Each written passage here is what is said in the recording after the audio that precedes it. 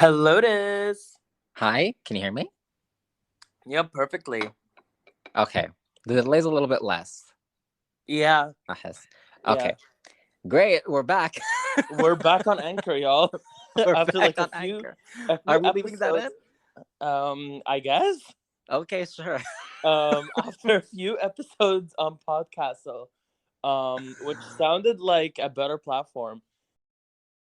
Anchor, in terms of recording experience, is actually quite better. Yeah. Just because there's less of a delay between each other and the Less of a conversation delay, and flows we've better. never lost half an episode. Yeah, exactly. It happened two So, times with Podcastle. So yeah. Welcome Khalifa. to our Miss Marvel Spoilercast. Sorry if this is a little late. Mubarak was being a drama queen This and was he didn't want to record. this was my Um, fault. I was so triggered by the Pakistani Arab Muslim on my screen. I'm kidding. Miss Marvel was just too woke for us to cover on time. I'm so sorry. It's just too woke. Like, we can't do it. I'm so sorry. No. In all seriousness, I was abroad. I was out of town. I was out of the country. Yeah. And I'm back, and I got to watch the last two episodes back to back. Which, can I say, I'm glad I didn't watch episode 5 when it came out. Oh my god, episode 5's ending is the most hilarious thing I've ever seen in a long time. Like, the building blowing up and the episode just ending. I was like, what the fuck? And the soundbite cutting off. It's like, Yeah. and then the soundbite cuts off. It was so what was happening? Okay, no, let's get into it. Let's not. Yeah, Khalifa, I want to ask you before we get into it. Yeah. Tell us, because you have a prior relationship with the character of Kamala Khan. I do. So tell us your prior relationship with Kamala Khan. I don't have one, just getting it out of the way. This was my first thing with Kamala Khan. I haven't read any comics with her. I haven't played the video game. So this was my first introduction to Kamala Khan. I've had multiple experiences with the character. That sounds really sexual, but it's like, whatever. I've seen Kamala Khan in multiple mediums. I read the first comic run, the one that went viral, that was very popular. I read that one, and reading it, it was just an amazing experience because Kamala Khan was the first time I had seen myself on paper. And we'll get into it when we get to our general thoughts about the show, but because there's something I want to say there. But the comic run was just such a special experience. And even though the plot lines were different between the comic run and the TV show, specifically the whole, Kamala turning into Carol and then accepting herself, that wasn't in the comics. That wasn't in the show, sorry. And it was a huge part of the comics. And part of why I loved it so much. The essence of the comics is still in it. Same thing in the video game. The Avengers video game is a tragedy. Let's just say that. I've heard. But Kamala was easily the best part of it, and a lot of it is carried into the show. Like, Abu is in the video game. A lot of her personality is the same. Obviously, Iman Vellani's incredible in the role and does a much better job than the one in the video game. No shade to her. I'm sure she's great. I mean, you don't even know her name, and you know the name of every voice actor. But it's not on her. It's just like the writing in general is just weak. But Kamala is just so fun and so special that, like, even through the weakness, you can find something great there. And that's what the video game was. She was the best part of the video game. Everyone else was just, talk about, it was, the video game's rough. Cardboard cutouts for, like, and it's, let's just say, it's not something the Disney Plus TV shows have avoided doing. Let's just say that. Like, some of the writing in these TV shows is on par with the Avengers video game. So yeah, but ask me about my overall thoughts on the show, because I want to get into the thing I wanted to say. Okay, but also I want to say a few years ago, no, not even a few years ago, when WandaVision was about to air, I think that's when we started to go deep into Marvel, like in terms of conversations. Yes. And I was like, who's your favorite like superhero? And you were like, Kamala Khan, 100%. That's my number one superhero. Yes. And I was like, interesting. I don't know who that is. Yes, it was Kamala. Yeah. Yeah. And I was like, interesting. I have no idea who that is. And then you explained to me who she was and how she was Muslim and Pakistani and all of that. And I really just loved the concept. And I've been wanting to read her comic, but I never got to. I still recommend them, by the way. It's a great comic run. I would definitely read them. I will say that I fell in love with the character through the show. But Khalifa, I want to ask you, what are your overall thoughts about Ms. Marvel, the Disney Plus TV show? Ladies and gentlemen, this is something I doubt you will ever hear me say ever again on a Spoilercast. I loved it. I loved it. I did. I loved it. With a big asterisk. Big asterisk. I will say, I try to be very objective when it comes to things I consume and judging them. Like, Spoilercasts or not, you've known me for a long time. Whenever I play something I love, whenever I watch something I love, whenever I read something I love, even though I love it, I try to be like, okay, objectively, this part is bad, this part is bad, this part is bad. And I have to internally, I have to have an internal struggle of like, I love this, but this is kind of really bad and stuff like that. You know what I mean? And I realize that a lot of people out there don't think like that and don't act like that. Whenever they see something they love it. They don't think like that. But that's just how I have functioned in my entire life. And it has carried into like real life stuff. Like I never, even if I love something, there's always like, so, there's always a but with Khalifa. There's always a but with me. And I guess I'm saying all of this because Miss Marvel is the first piece of media where I have struggled to do that. I have struggled to look for the but because I'm going to tell you, I'm going to say it off the top of the show. Yeah. If this show was about some white girl in the US, it would be sitting at 3 stars on my list. Absolutely, like no shade, same storylines, same stuff. But if the family was like some Christian white family and the girl was white and whatever, and her friends were white, and it was just like a regular high school setting, it would be at 3 stars on my Letterboxd. And I have to. It's something we have to accept our biases when it comes to these things. Whenever I see for sure minorities on screen in general, I will be biased towards them. I'm gonna say it right now. I will give Black Panther: Wakanda Forever a lot of wiggle room. I'm saying it right now. I will. I'll give it. I'll give it a lot of wiggle room. Same way Shang-Chi was given a lot of wiggle room. If Shang-Chi was about white people, honey, that's a 1 star. That's a 1 star. 2 stars. That's a 1 star for me. This is an inherent bias that I cannot rid myself of. And the same thing goes for white people when they see themselves on screen. Like, I'm sure people would not love Iron Man if he was like another race, or like white people would love it. You know what I mean? So it's like we all have these biases. Sure the white people that went to watch the first Black Panther loved the white guy. Absolutely. No, I forgot his name. The actor is Martin Freeman. I don't know. Him. So we all have these biases, and I am very fucking biased when it comes to this show. I have a very the amount of times I've cried watching this TV show is more than I have cried on while watching any other Disney Plus show. I'm gonna say it right now because it hits home.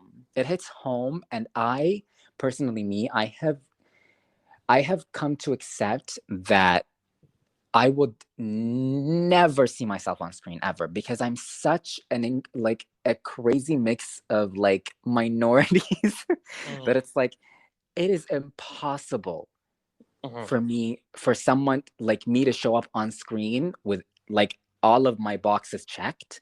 The only way that would happen is if I write something and I produce it and I direct it and I'm starring in it. Yeah. For sure. I'm so many different minorities, y'all. So I have come to accept that, like, you know what? I will never see myself on screen, and that's okay. I have to accept that.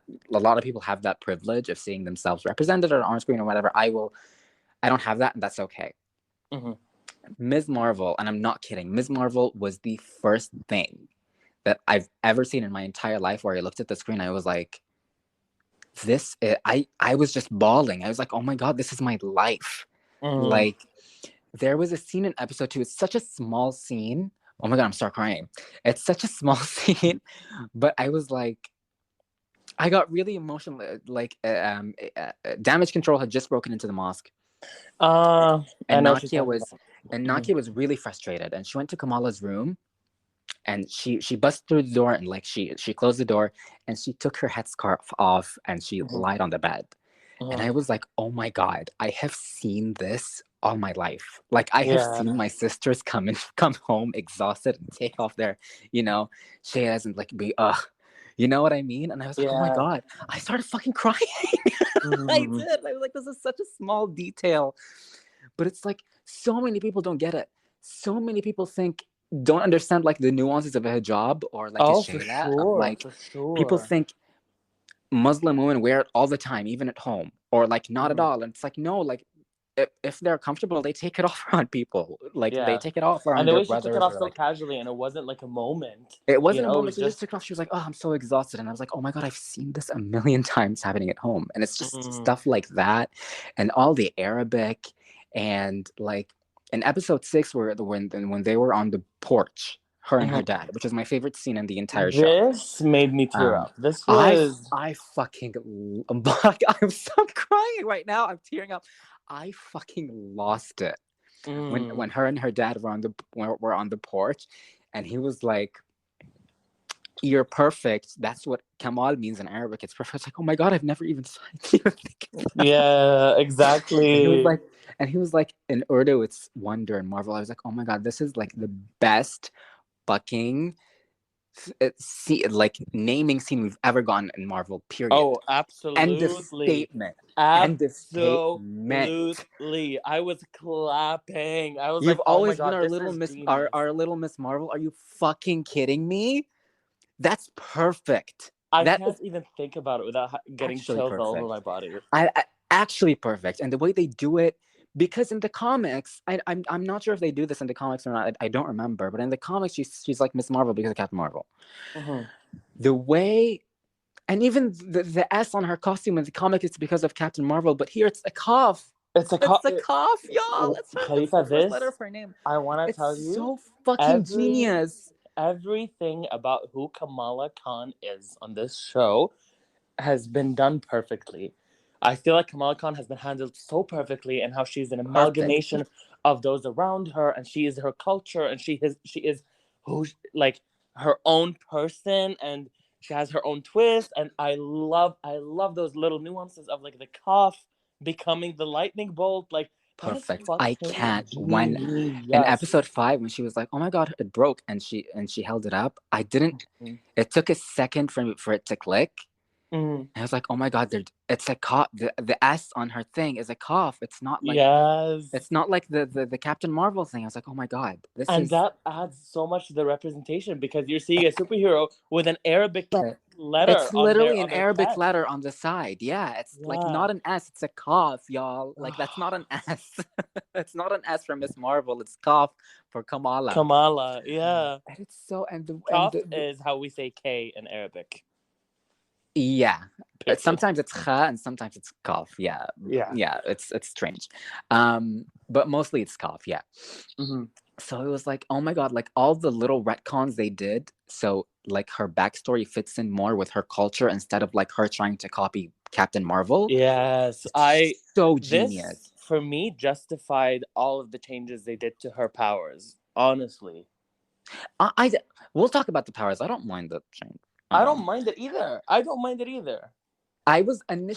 really upset, but seeing it, I was like, it's okay, sure, why not? And she embiggens at the end, and they try to do it, and it's like, okay, you know what? We get the same effect by the end. We get the same effect, so it's like whatever. Just because it's not her skin tone and like actual skin, like whatever. But yeah, it's just everything about the representation was just so perfect. Like in media, whenever Muslims are represented, it's either negative, which we've heard a lot about, or even when they're presented in a positive light, it's always a wink and a nod. Yeah. You know what I mean? It's like wink, wink. The Muslims get this, whatever. Yeah. This show is literally for Muslim people, and it's like winking and nodding at the non-Muslim people. You know what I mean? It's like, for sure. And it never stops. And it's like, okay, we'll explain this for the people who are not Muslim. No, they're just like, you know what? This is what it is. You have to. This is what it is, and if you don't get it, you don't get it. You know what I mean? And that's so fucking good. You know what I hate about the reception is like too woke, too woke. There's nothing woke about the show. This is literally a Muslim life. This is literally our lives. Like this is literally our lives. Yeah. So, and we're not Pakistani, by the way. We're Middle Eastern, Gulf Arabs, whatever. But like we share so many of the culture that it feels so representative of us. You know what I mean? But we don't share the history, and I really enjoyed the history lesson that we got. Absolutely, we don't enjoy the history. We don't share the history at all, and I did love the history lesson as well. We'll talk about episode 5, which is my least favorite episode of the show, but the first half of it was incredible. Yes, absolutely. Yeah, same. So yeah, I was just so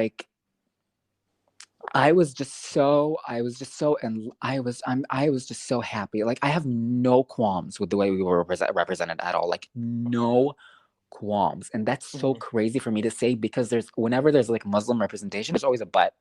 You know what I mean? Yeah. But like, they didn't get that right. The hijab. I was so scared when Nadia was talking in the bathroom, and like they were talking about the hijab, and then she was like, "Yeah, I put this on to shut people up around me in the beginning," and I was like, "Oh no, are we gonna have like a Netflix scene of her like taking off the hijab, taking it off, and like?" And then she's like, "But this is who I am now. That gives me power now." And I'm like, yes. We love Nakia. We stand Nakia in this house. Yeah, absolutely. Best supporting cast of any Disney Plus show. Oh, for sure. Hands I will say the biggest struggle with episodes 4 and 5 is that we didn't have the supporting cast, because absolutely 110%. So strong. It's such a lived-in world. It's so good. Yeah. It's so good. Oh my god, it's so good. I loved it. And the family dynamic, I want to say, with the mom, I loved the way the relationship with the mom was throughout the show. I love the generational, like Kamala's relationship with her mom and the mom's relationship with the grandma. Yeah, it was very much like a generational type of thing. And listen, which all of our houses have that. Okay, all of our houses. We've seen how unfortunately, my grandma passed away when I was very young, so I only got to see a little of it. But I think it's so important for you to see your parents as kids. Yeah, it makes you understand them more as people.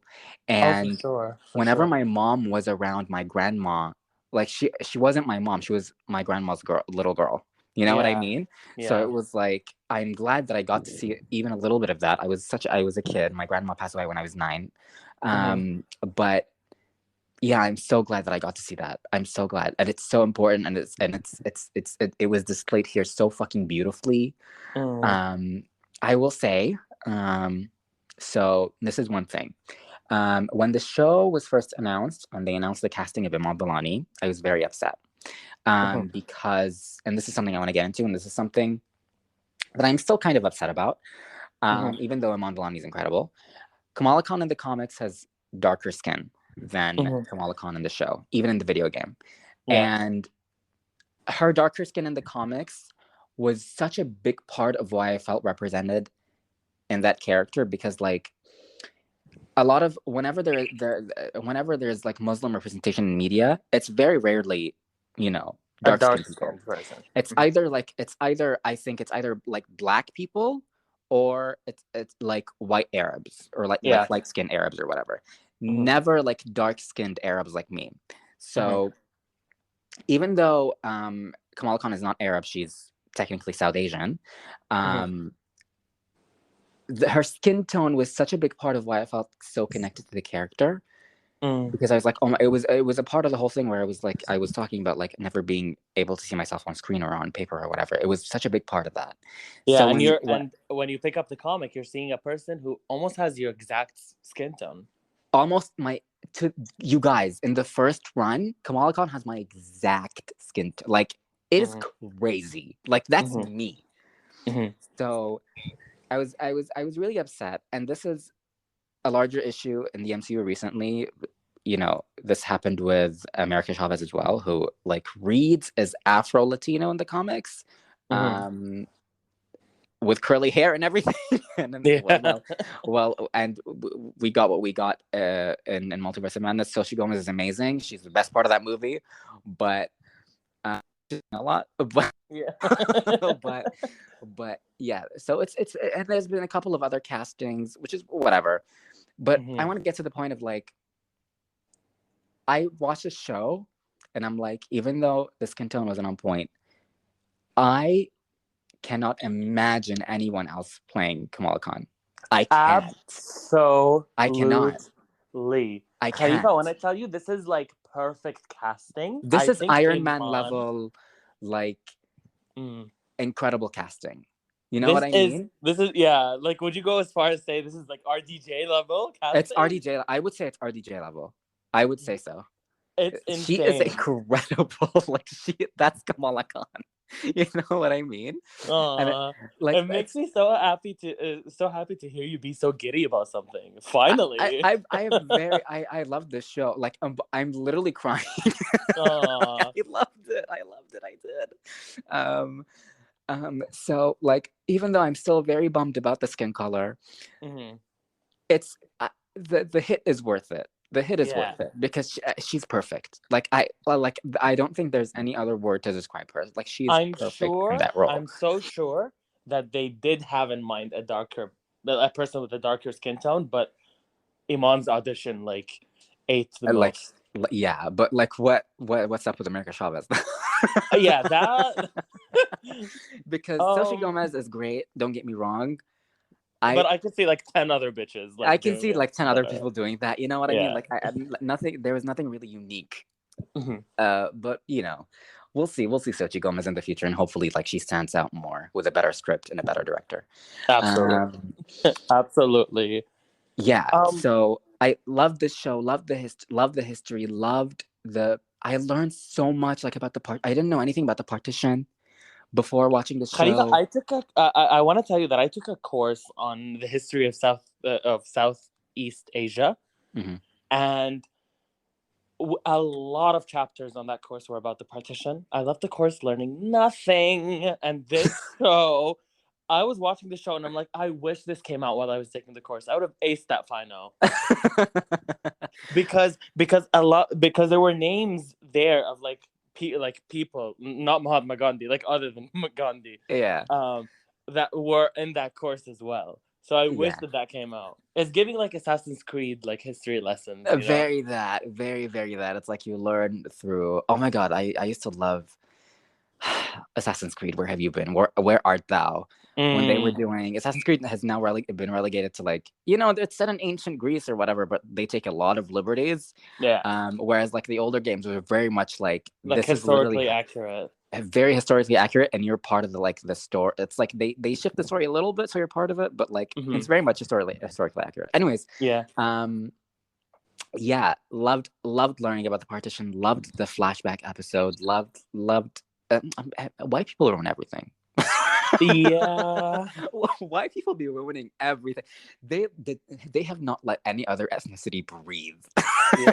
Absolutely. Like, let us breathe. Like, you know what I mean? What is this rampage? When you watch something like this and you feel what you feel, you realize how much how much has been taken away from you in terms of media. Yeah. It's like I could have been experiencing media like this my whole life. Yeah, exactly. And it's like, I don't know. And the reception really fucking turns me off. It's what do you expect, honestly? What did you expect? This reception is insane, and it is just racist. People have not been talking about this show. and it's been pissing me the fuck off. Mubarak, wait until Ironheart comes out. It's gonna be a disaster. It's gonna be a lot worse than this. But can I say something? Ironheart at least has a connection to Iron Man, so at least some people are gonna. That makes it worse. I know that makes it worse. That makes it so much worse. I know that makes it worse. But this show was cursed from the very beginning. Connected to Captain Marvel, this like hated character that didn't get her redemption yet. For, like basically no fucking reason, by the way. Yeah, no reason. Yeah. It stars a Muslim, it stars a Pakistani, it stars a kid, a girl. Yeah. And it aired with the atrocity of Obi-Wan Kenobi. On the same, they were releasing episodes on the same day, and it's like, what is this? What is the strategy? Like, people are gonna watch Obi-Wan, and they're not gonna watch this. Mm-hmm. It was just so frustrating the way the rollout happened, and when the Obi-Wan Kenobi like simulcast stopped, when Obi-Wan ended, Miss Marvel was at its weakest. Yes, which is infuriating. It's so infuriating. Yeah, so infuriating. Mm-hmm. Anyways, and it's just we've spent so much time talking about like the history and like their representation in the culture, but like we failed to mention how fucking fun the show is. Like it's so fun. This is fun. It's so fun. This is the most fun, I'd say, since Spider-Man Far From Home for me. I would say this is the most fun I've had watching a Disney Plus show.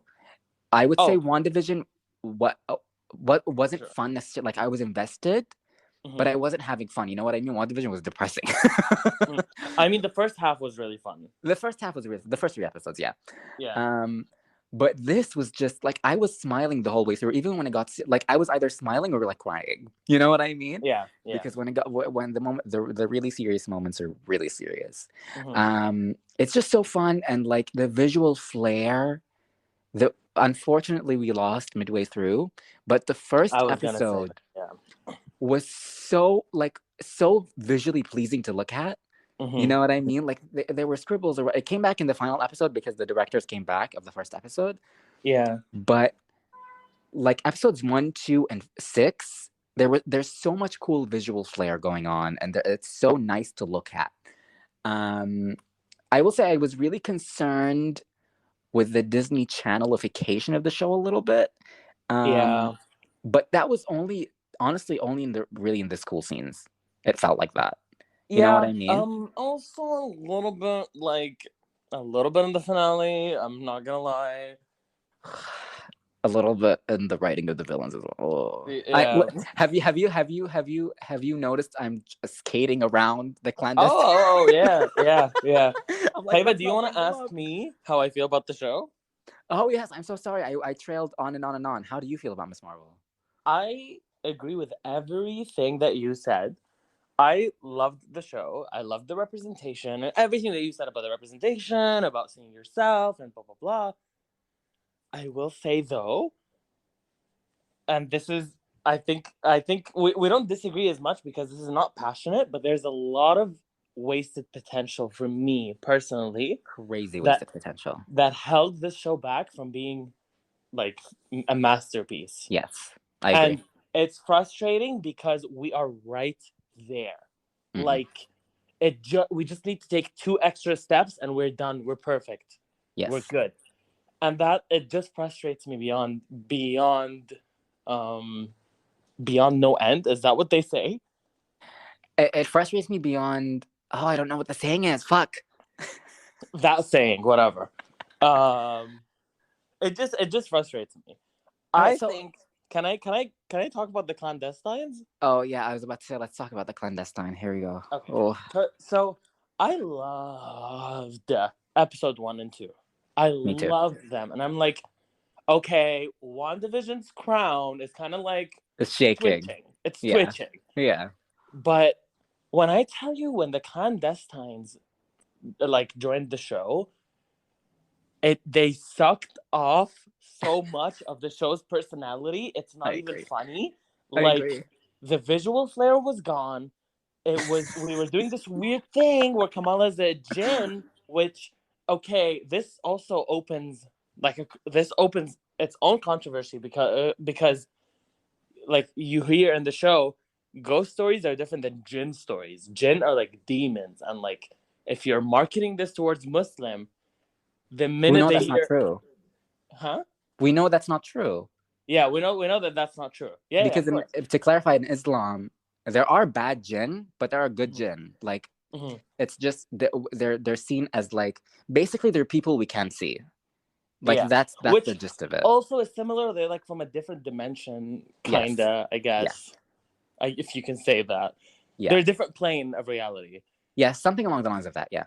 Yeah. So that I feel like was a big turn. I feel like I get the misdirection on that.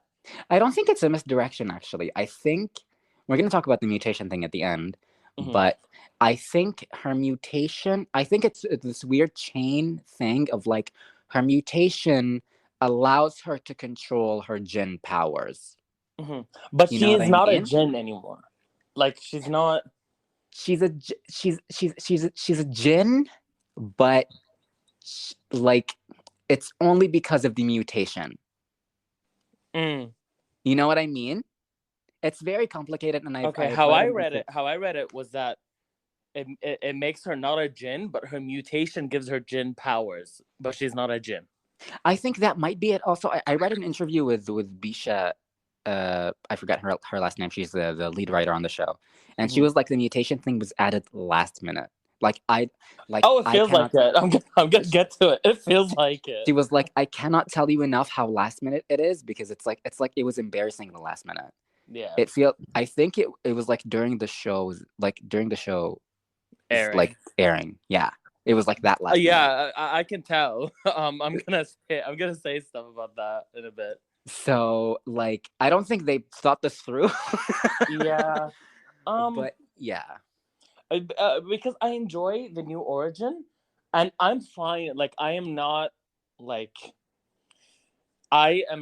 a position where I'm like, okay, a person I like being a jinn offends me, blah blah. But it is offensive to a lot of Muslims. Like not offensive, but like it's like ooh, like it's okay. It's like you've gotten so many things right, and this is the one thing. You know what I mean? Yeah, and it's jinn are not.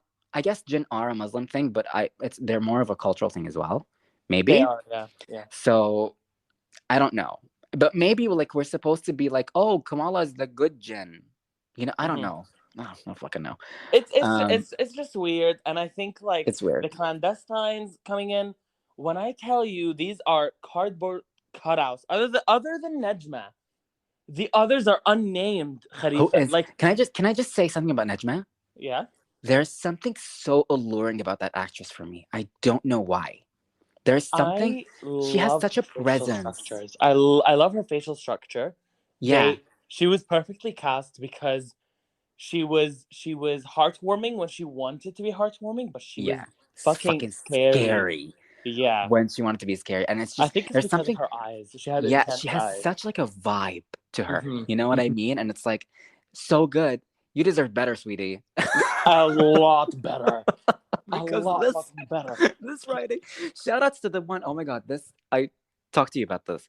Shout outs to the one black girl on the team that has the freshest fucking haircut. Like, I don't know. Was it the Noor Dimension they're from? Yeah. Shout outs to the barber in the Noor Dimension that gave her that haircut. Because I'm Khalifa, the hair is laid. You're in British Columbia in 1954 or whatever, and you have like the freshest fucking fade, the little line. And I'm like, you know what? You ate that. Like, okay, the girlies in 1950s and the 1950s are shaking. Like, where did you get that? You know what I mean? Absolutely, yeah. It was so fucking funny. I don't know why. Legitimately, it was funny. It was so fucking funny to me. Like the haircut. Like, how did you get that haircut? Khalifa, it's the way they made sure that she's the first clandestine to die a gruesome death. They made sure. The fucking CW death with the skeleton. I can't. Oh my god. Everything the clandestines add to the show really fucking drains the show for me. I feel like this show didn't even need villains. It didn't. I would have been fine with Damage Control being the main villain. Fuck it, why not? Exactly. Make this about like gentrification or whatever. You know what I mean? Like, I'm down with that. Like, this really didn't need villains at all. I Like, don't know. I could have just seen an entire show of Kamala like slowly figuring her powers out. Like, that's what it is in the comics. Yeah. That's the first run of the comics. I might be mistaken. Correct me if I'm wrong. But to the people listening to this, to the two people listening to this, whatever, if you read the comics, I don't think for the better stretch of the first chunk of Miss Marvel's story, there is no villain. It's Miss Marvel figuring out her power set, being like, oh my god, this is weird. And it was an allegory for red. But her thing, her body extending and morphing, whatever, was an allegory for puberty and how your body changes during puberty. That's why people were so upset about the power change, because it's integral to her character. But they didn't do that in the show. So that's why it's not that big of a deal for me. But in the comics, she's like, oh my god, this is so weird. How do I get used to this? And then she shapeshifts into Carol, and she's like, this is what I thought I wanted to be, but like, I just want to look like myself and blah, blah, blah. And she embraces herself and it's all that. And it's like, I would have loved if that was the show. You know what I mean? I would have loved if that was the show. Obviously, you can't get Brie Larson for 2 entire episodes, you know? So, like... I mean, they got her really, like, fast for this one. Like, it was like, okay. So they would have had to do a little bit of rewriting in terms of that, but like, I would have loved it if it was just like Kamala figuring out her power set, and the whole show being in New Jersey with the supporting cast. Because as much as I loved the trip to Pakistan culturally, I was missing the New Jersey setting. Oh, for sure. I was really missing it. You know what I mean? Because I love seeing... Obviously, I loved the parts in the flashback Pakistan episodes, and when they were going around Pakistan and, like, you know, looking at locations and stuff like that. I loved all of that. But part of what I love when it comes to minority representation is seeing minorities and, like, and how they create spaces for themselves in, like, white spaces. I love that. It's like you go into like now I want to go into that area of New Jersey and be like, oh my god, like, this is such a community that they've created for themselves here, and it's so wonderful. So I love really seeing that. You know what? For me, I like that they took her back to Pakistan, and then, like, when she came back to New Jersey, she's, I guess, fully reformed, resolved, whatever the word is, like, where it's like, okay, I'm embracing both sides of myself now. Yeah. You know, because when she goes to Pakistan, okay, she's wearing jeans. She's, you know, there's like these nuances where it's like, okay, she doesn't fit in here, you know? Yeah. And it's like, oh, but that's also representation, because it's like, we're eyed down if we're not wearing cultural clothes. Oh yeah, that's true. So, yeah. So it's like everything about the show is like, ugh, so good. Can I say the best? Oh yeah, the best part of the show for me was the Illuminantes. Okay. Oh my god, the Illuminantes! We stand the Illuminantes. Like, that whole sequence when she was like, the first moment I tweeted about this, the first moment where I was like, oh my god, this is like Muslim people wrote this, was when Kamala said, oh, Eid al-Adha is like the lesser Eid, because it's true. Nobody gives a shit about the Eid al-Adha. Like, I'm sorry. Like, nobody cares. I mean, like, hey, half of the country wasn't here for Eid al-Adha. So yeah, people travel. People just there's no vibes. There's no lead up to it, because like Eid al-Fitr, there's like Eid al-Fitr is like after Ramadan, and it's like, oh, we're so exhausted, and like we have you build up. Yeah, it's like a release. Build up like for 30 days. Eid al-Fitr. Eid al-Adha just comes and goes. You know what I mean? We're just happy to have a vacation or something. Yeah. So like I was like, oh my god, Muslim people wrote this. Like, this is so, the representations was like so fucking on point. But yeah, like the trip to Pakistan is when the show, I loved it, but it's when the show dipped. Simultaneously, it was like when the clandestine was in focus, and the Red Daggers, which also needed. I liked the Red Daggers. I like them too, but I don't think we needed them either.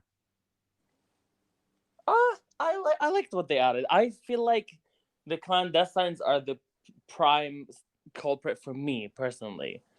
Like, even all the stupid shit. Like, okay, they got what the fuck is the word? Not arrested, but whatever.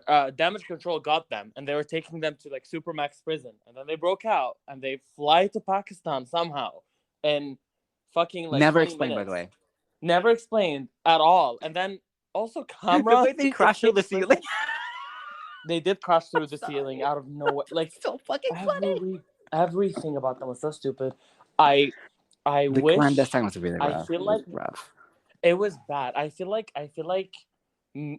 either take them off if the show was 6 episodes, or put them if the show had more episodes. I feel like the show needed about 10 episodes. I have a hot take. Mm-hmm.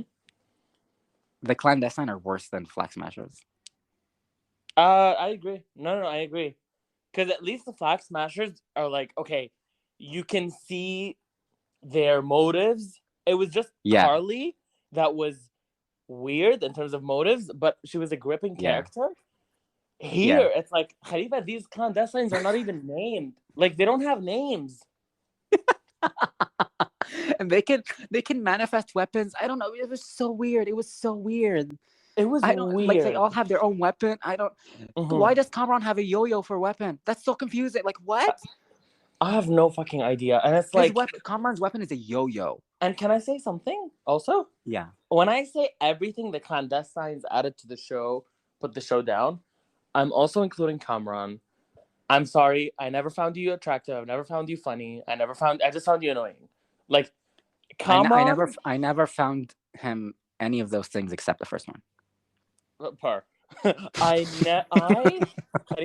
did not give a single flying fuck about Kamran.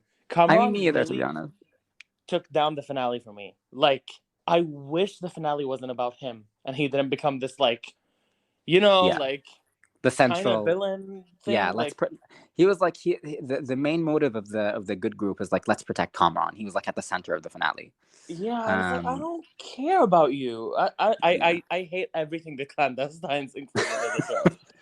Yeah, easily like the worst part of the show, and I wish they wouldn't have been included. And it's not just that; it's like I saw someone saying this, and it's true. It's when you're making this show, and when you care so much about a story you're telling, you try to fit in as many things as possible that you want to tell.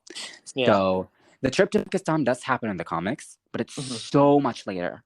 It is so much later, but they put it in the show because it's like when you're writing the show and you're a Pakistani Muslim, you're like, I want everything to be in this season. I want people to see everything we can do. You know what I mean? And it's like you try to overstuff it and you end up with this. I understand it. But I wish there was a little more episodes. I feel like this would have worked if we had 10 episodes. This is a bigger conversation of like, we need to stop with the 6-episode format. We need to stop. Yeah, it has not worked for a single show. And with WandaVision, it didn't work either. We needed like 11. Yeah, absolutely. Like, we need to stop like the 6-episode / 9-episode format. I'm sorry, it needs to stop. Except What If? That can be 2 episodes for all I care. But like, for the live action TV shows, we need to stop with this 6-episode bullshit. But like, with the whole representation conversation, I was like, let me go rewatch Moon Knight's finale because we were so enamored with Moon Knight with the representation in Moon Knight, which I think this show shits all over, by the way, in terms of representation. It's not even close. Yeah, absolutely. But I went back and watched Moon Knight's finale, and like, it is awful. It's awful. Moon Knight's finale is awful. It's bad. It's really bad. Don't rewatch it. It will ruin your opinion of the show. Do not. I'm not gonna rewatch it. Do not. I think it worked because like I was invested and I had watched all the previous episodes. But I feel like just watching that. I mean, Khalifa, imagine watching just episode 5 out of context. You'll think this show is shit. Yeah. Crappy. I mean, the fucking CGI of the black clandestine, who actually doesn't have a name. I can't believe I'm saying this. This person doesn't have a name. We have to call her the black clandestine. Exactly. And Nejma dying. Khalifa, the CGI was fucking atrocious. The skulls falling down. This was like Spider-Man 1 Sam Raimi. You remember when Green Goblin like blew up these people and they turned into skeletons and they fell down? It was like, what? At least they looked like real skeletons. Literally, like the skeleton when it fell, it looked 2D. Like it looked like a 2D drawing. Like it was really bad. It was really, really bad. Yeah, clandestine. not great. And I still don't understand the motive. Like, do you want like, is the motive really to go back home? And like, what did the power transfer to Kamran? Like, what? Like, none of it is explained. I like, think the clandestines were like a. I know that there's a word for this, but I'm just gonna explain it. Were like a parallel to the partition a little bit, where it's like which is what they were willing to do to get to the other side, and like how. That was very that was very obviously the connection But they were there's a trying to make. problem because the clandestines are not really being oppressed for being clandestines. So like, what? I mean, but they were trapped. No, they were trapped. Yeah. Yeah, they were trapped. Like the people in the partition were trapped. So I get it, but like, how did they even? Did they explain how they got here?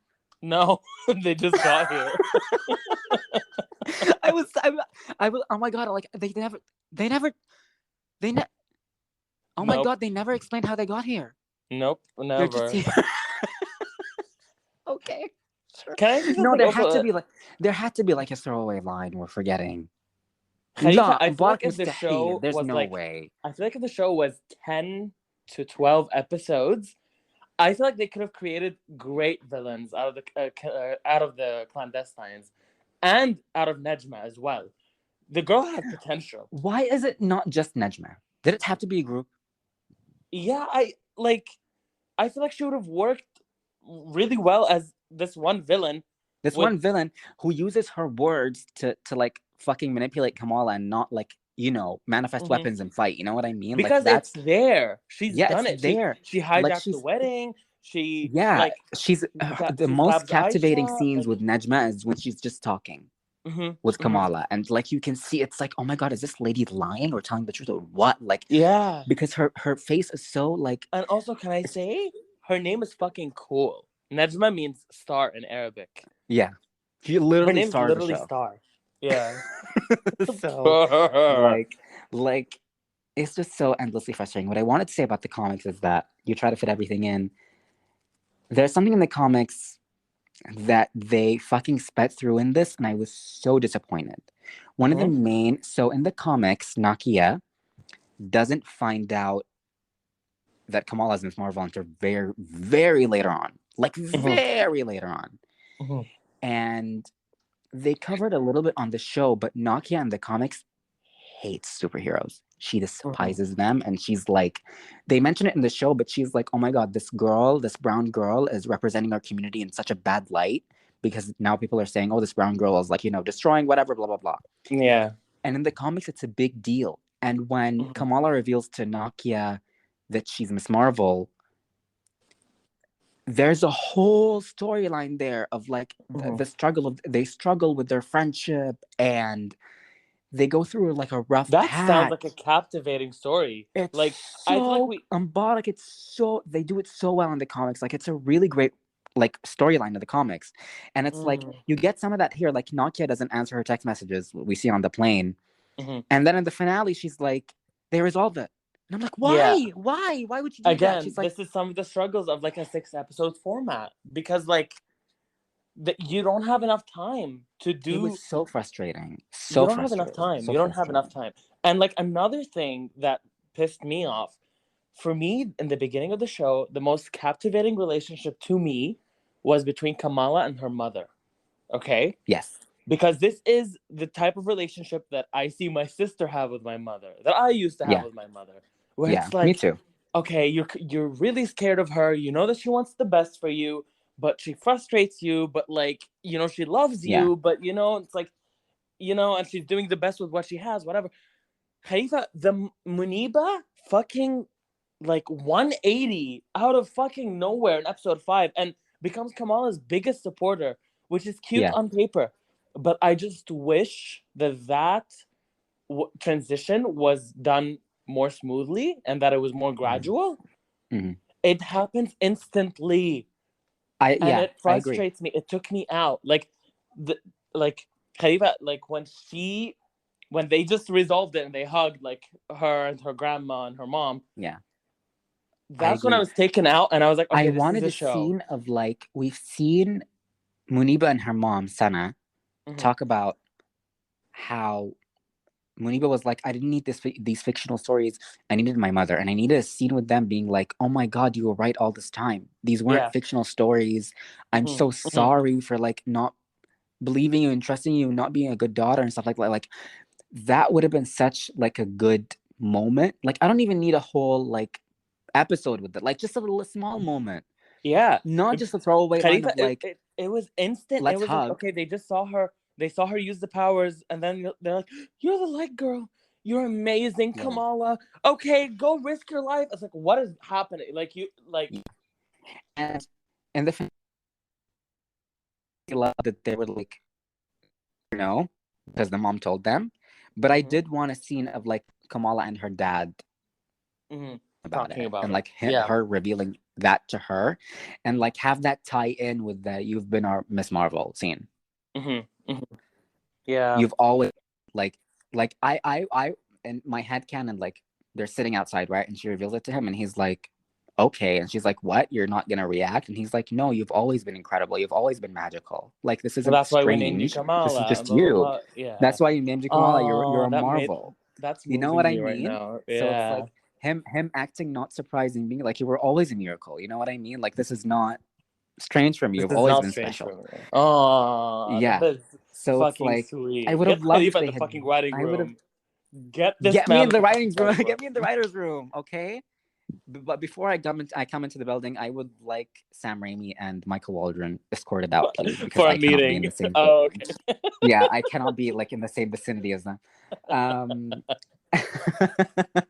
Yeah. But yeah, like I would have loved if that had happened, but like we got what we got. And the scene on the porch, like, or on the rooftop, still my favorite scene, or like the house, whatever, with her and her dad, still my favorite. Oh, still incredible. But like, yeah, it's I wish my favorite. like the reveal had tied into that.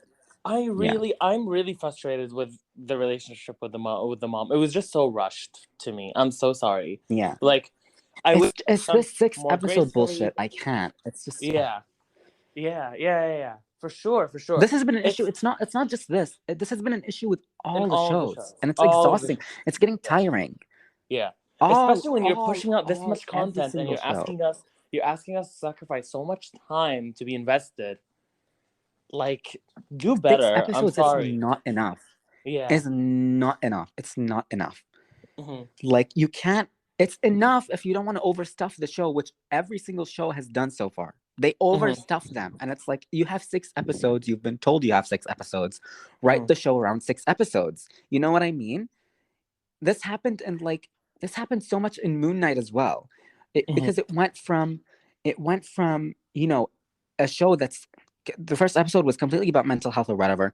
And like you skip to episode 3 and it's Indiana Jones in a tomb. And it's like, the transition. I thought Moon Knight did it the best, to be honest. I thought like the transition was seamless. Like I thought it was very well paced, and I think WandaVision is still the best. Really? Yeah. Okay, period. I mean, I'll put WandaVision up there too, but I think Moon Knight in terms and Loki. I mean, yeah, I'd put Loki in too. Loki, I will give Loki their 10s. The show, his 10s. It's the only show that like didn't feel like rushed in terms of plot lines. Like, not the Arabic. You're passionate about something. I was like, when I was watching Loki, like Loki obviously had some bad parts, and we've talked about them. But it never felt like they were trying to catch up with the storyline and like rushed it and ended it like very fast. You know what I mean? It was moving in its own pace. The finale was just a long conversation and the season ended. You know what I mean? Yeah. And like, this is an unpopular opinion because a lot of people think that Loki was rushed and blah, blah, blah. I disagree with that completely. I disagree too. Yeah. But with almost all the other shows, you know, Falcon, we never really got to see what the Flag Smashers was about. Although, like with Falcon, it's a special case because they removed the subplot, whatever, blah, blah, blah, because of the vaccines and stuff like that. So that show had like a lot of trouble. But like, yeah, a lot of these shows, they overstuff them. And it's like, you guys, please write the shows around 6 episodes. It's frustrating because like... You know why? I feel like it's because Disney never gives them the opening of like, okay, will I be able to write a season 2 or no? You know, it's like they don't give like them that. yeah, like I feel like Notice if how they the were only show that got that is the one that's least rushed, Loki. yeah. It's the only show that was greenlit for season 2 from the very beginning. Mhm. And it's the only show they felt confident enough in giving a finale that was just a long conversation and ended with a cliffhanger that we knew was going to get resolved in like season 2. You know what I mean? Yeah. So it's like, yeah, Like either greenlight a season 2 or I'm I don't know. sure if they knew whether Miss Marvel was gonna get a season 2 or not, that was gonna like definitely impact the show. And I think the first season was gonna be just Definitely. Kamala getting her powers down, and then we're And gonna also, get the I think it's in a situation where none of the other shows have been, I think, except WandaVision, where it's leading straight into a movie, straight into it. Yeah. You know what I mean? So by the end of the show, Kamala has to have her powers figured out. She has to, because she's in the Marvels and she needs to fight in the Marvels alongside Carol and Monica. So there's also that constraint of like, we need this character to be at point B at the end of the show. There's also that where something like Moon Knight, who like we don't know when he's gonna pop up next. It's like you're free to end. Like Moon Knight still hasn't figured out what the fuck is wrong with you. Like we literally the final scene of that show is like him finding out he has a third personality. And it's like, oh, there's another can of worms. Yeah, so it's like there was also that constraint. I will say, tens for the show for like feeling like the first show that's truly leading into the movies and it's truly connected to the movies for me. Because they got the big name actor to appear, and I think it's the first ever show that ends with character will return in movie. Oh yeah, right, definitely, yes. First ever show that ended with that. So I'm like, so you're like, oh my god, this is like we're going right into the Marvels. So I give them their 10s for that, and it had like an Eternals reference, which I will always appreciate. Wait, never mind. What? No, I was gonna say Loki had that, but it said will return in season 2. Sorry. Oh yeah, Loki had that. Yeah. Wait, I was like, oh my god, to the Eternals? Kingo? What? What a connection to the Eternals are you talking about? Is it Kingo? Yeah, Kingo, Kamran and Kamala were talking in the coffee shop about like popular like South Asian superstars, and they were like, "Oh, I've seen Kingo's movies." It's Kingo, but he's pretending to be like a whole family tree by himself. I was like, "Oh, that's cute." You know what I mean? Come on, insert Eternals into the canon. Shove them in for love that. Like, fucking shove the Eternals in, please. I love the Eternals. Shove them in everywhere you can, please. Maybe not in terms of like the black guy was responsible for Hiroshima, but but like in other ways. I totally forgot about that. Ooh, what a choice by Chloe Zhao. What a choice. Yeah. Less finale and beginning. What do you think about that? I was so happy that she said a biggin. Again, I have never experienced Kamala Khan as a character, but obviously as a pop culture icon, I know some things. I hear around. I know that "embiggen" is like her catchphrase. So when she said it, I was like, yes! And then she "embiggins," and I'm like, can I have a hot take? Huh? Can I have a hot take? You didn't want her to say it? I hated it. I'm sorry. I hated it when it happened. You hated that she said "embiggen"? Yes, because there was no lead up to it. At all. No lead up. That is true. That is where did that word come from? It's not that a, is not a true. normal How word. did she just come up with it? How did you come up with that, girl? Like, where did you come up? Like, I would have loved one scene of Bruno being like, "Oh, your hands can get big. Can you embiggen anything else?" Oh yeah. You know what I mean? Something like that. You know what I mean? How did you know you could get bigger? First of all, like you just discovered that while lying down. How did you come up with the word? I was like, but you know what? Turn your brain off and enjoy that. It's not even about turning my brain off. I hated it for 1 second.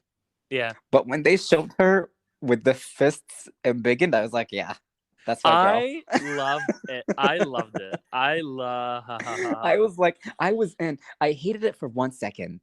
And then afterwards, I was like, I'm in. I'm totally fucking in. No, I love in. it. It like, looks I don't care. it looks so awkward. It looks so funny, but that's the intention. That's what it's supposed to look like. Yeah. Yes, I love that's it. what it looks like in the. It's supposed to look awkward. It's supposed to. Like, I've seen a lot of people like shit on it because of that, and it's like, you guys don't get it. It's supposed to look awkward. That's the character. Like, when she stretches her arms in the comics, it looks weird and awful and drawn badly. But that's the point. Because her body is changing. It's like an allegory for puberty. No, I got it and immediately. It's been so frustrating hearing awkward and funny, and I love it. Yeah, it's been so frustrating hearing people online being like, "Oh, it looks bad." I'm like, "Yeah, it's the point. That's the fucking point. Yeah. It's supposed to look bad." Yeah.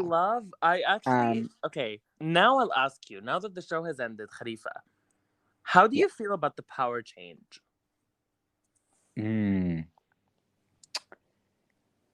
I still would have preferred stretchy powers. I'm fine with the power change. I think it's fine.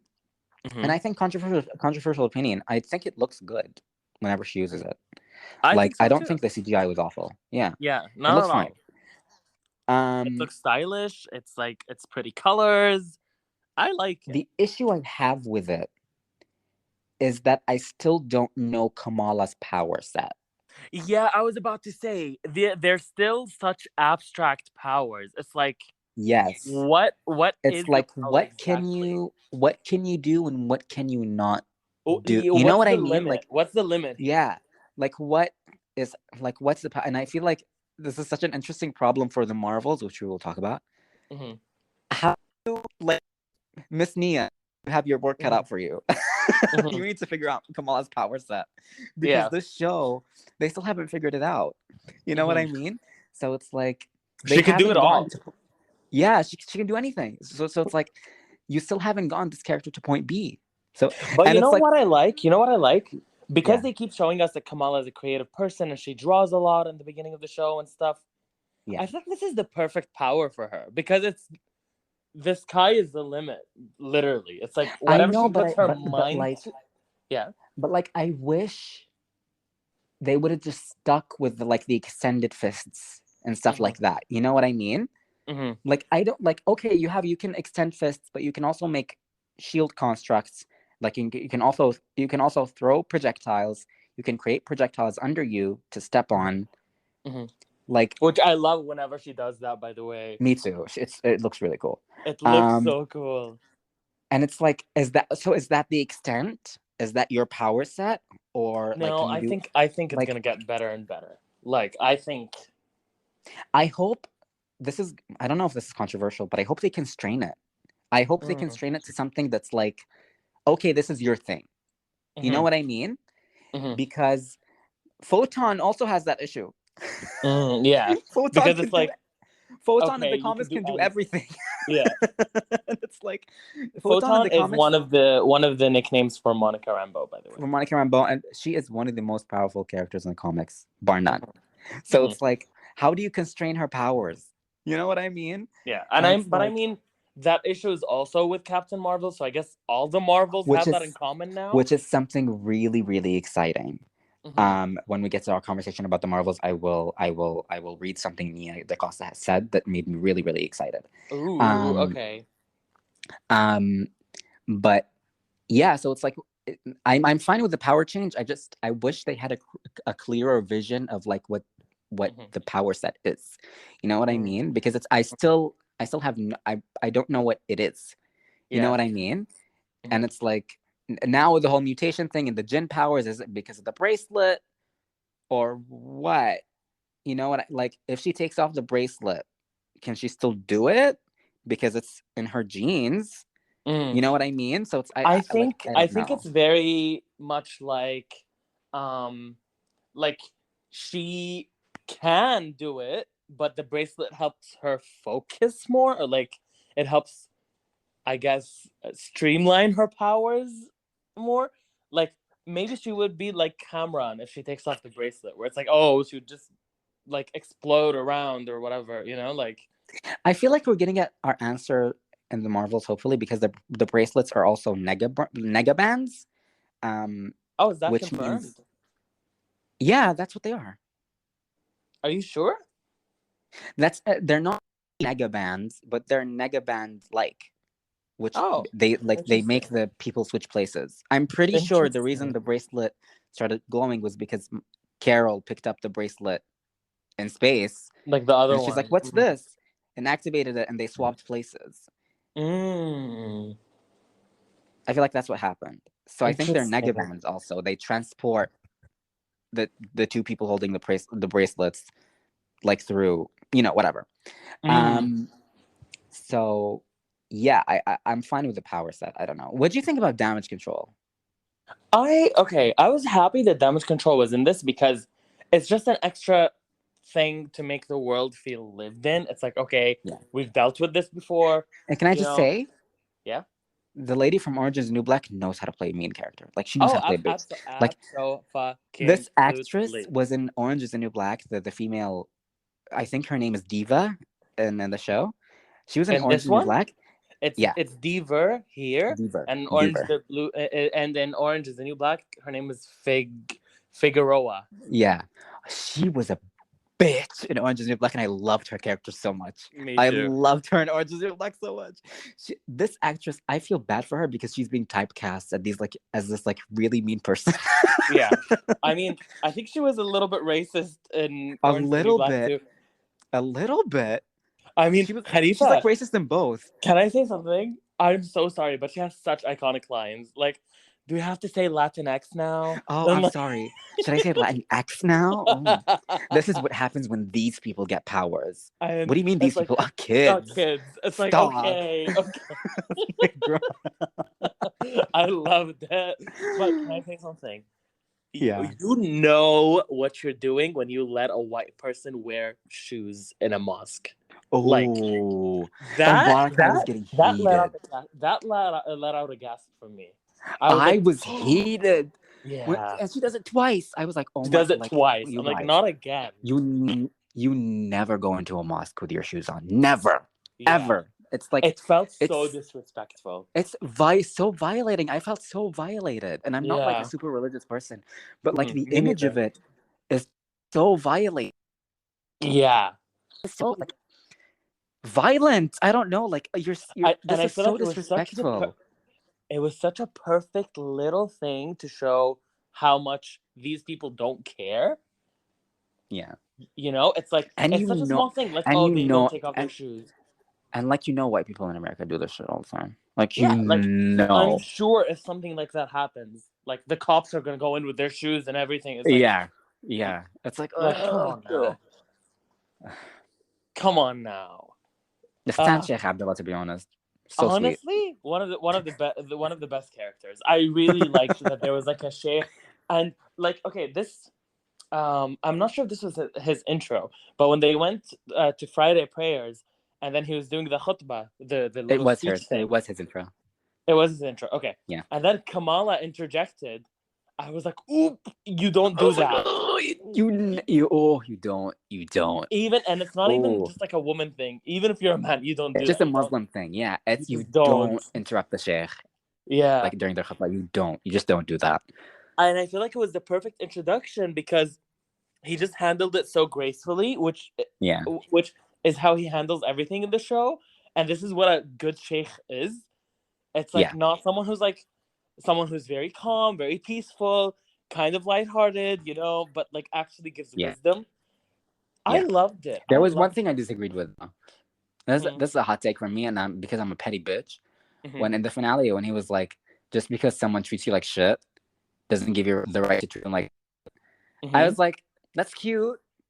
That's y'all stay safe. If you treat me like shit, you're in the bin. Bye. I will treat you like shit.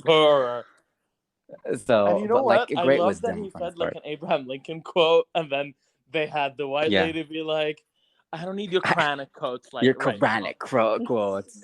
Oh my, she's so racist. I love it. Me too. I don't know why I love comically racist people for some reason. It's like, it's such a joke. You know what I mean? It's like, how are you this comically racist? Like, what? It's so funny to me. I don't know. Oh my God. It's like when people say, the blacks. And I'm like, this is so like saying the term blacks for me is so funny because it's like that's such a like with one word that's such a sweeping generalization of like an entire population of people. Yeah, exactly. And it's like are you like unaware? Like, I don't know. It's just so funny to me. Yeah, for sure. One criticism. I did not like that her whole family knew.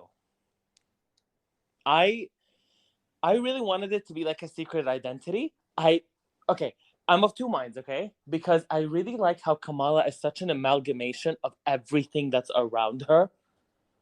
Like, her... I'll get into it in a little bit, but everything about her is an amalgamation of those around her.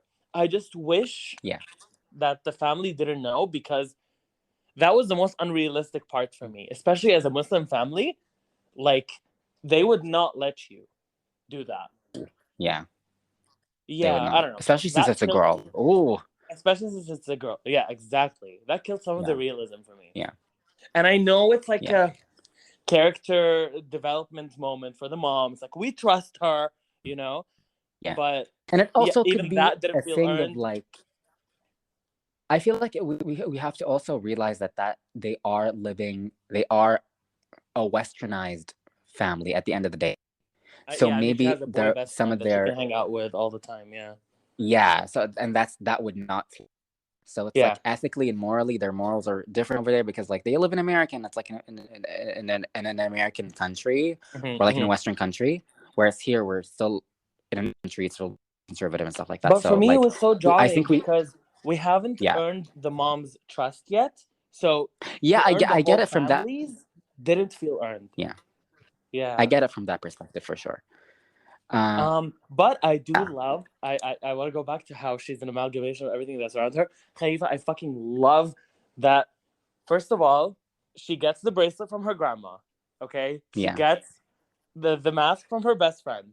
She gets the scarf from Red Dagger.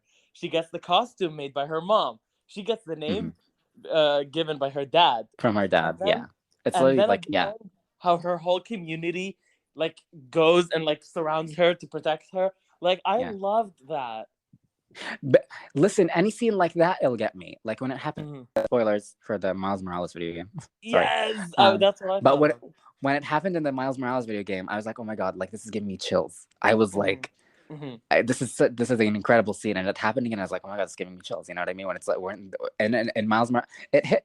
I think the scene in Miles Morales is better because they're like. Because Miles is like not accepted as a Spider-Man or whatever, and by the end, when they all surround him, they're like, he's our Spider-Man, and I lost it. Can I say something super controversial? Yeah. The only time this type of scene didn't work for me was in Spider-Man 2 when the New Yorkers carried him. They're like, he's just a kid. We need to protect him. Blah blah blah. I was like, okay. Like, this is. I will never be opposed to someone shitting on Sam Raimi. So period. So like, feel free with that. I mean, I agree. Hannah Montana worked more for me when she revealed to Tennessee that she's Hannah Montana, and the entirety of Tennessee was like, "We're gonna keep it a secret." Cinematic moment. It didn't work for me in Spider-Man, in the Sam Raimi Spider-Man either. But nothing works for me in the Sam Raimi Spider-Man. So, I don't pinpoint that. So yeah. But I love Sam Raimi. Sam, I hope you're having a horrible day. Oh yeah, and of course, like the cough in her. This I will never get over the cough. The fact that her like superhero costume is made by her mom, and it's a traditional kind of thing, you know, where it's like Pakistani. She was like, I made it. She was like, I made this in Pakistan. She was like, I sewed this, and with like Pakistani, you know, whatever, like cloth threads or whatever. Yeah. So I love that about her costume. And which makes me dread. I was about to say, which makes me dread that she's gonna get a new costume in the Marvels. Have you seen it? I have. Oh, no. Yeah. Not good. I feel like this costume. But I will say, when this costume leaked, it looked like shit. That is true. So like maybe the one in the Marvels is great. I don't know. Yeah. But I feel like this costume was so perfect for her. Yeah.